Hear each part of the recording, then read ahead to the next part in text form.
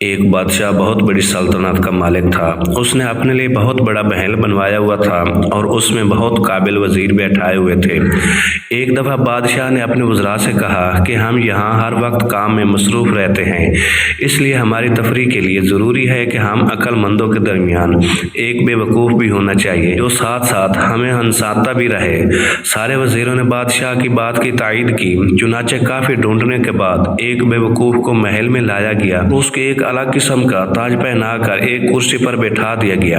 अब बादशाह रोजाना उससे कुछ सवाल करता और वो बेवकूफ उस सवाल के अजीब अजीब जवाब देता, जैसे सुनकर वहां मौजूद सब लोग हंसने लग जाते। काफी अरसा ऐसे ही गुजर गया। अब बादशाह बूढ़ा हो चुका था और उसका आखिरी वक्त भी आ चुका था। चुनाचे उसने हुक्म दिया कि मैं अपने आखिरी दिन इसी बेवकूफ के साथ गुजारना चाहता हूँ, कोई और बीच में ना आए। चुनाचे ऐसा ही किया गया।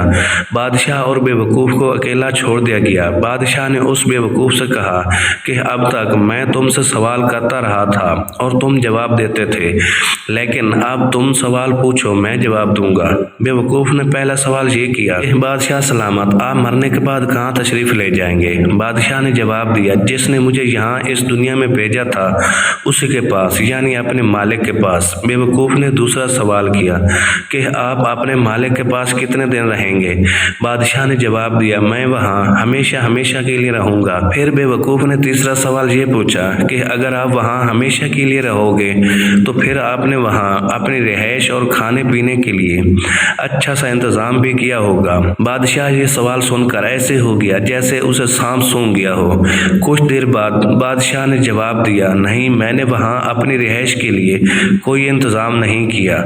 ये सुनकर बेवकूफ़ ने अपने सर से वो ख़ास किस्म का ताज उतार कर बादशाह को पहनाया और कहा कि इस ताज का असल हकदार मैं नहीं बल्कि आप हैं, क्योंकि जहां आप सिर्फ कुछ वक्त के लिए आए थे वहां तो आपने अपने लिए इतना बड़ा महल और आलीशान कपड़े और खाने बनवाए, लेकिन जहां आपने हमेशा रहना है वहां की आपने तैयारी भी नहीं की। अल्लाह ताला से दुआ है कि अल्लाह ताला हमें समझने और अमल करने की तौफीक अता फरमाए। आमीन।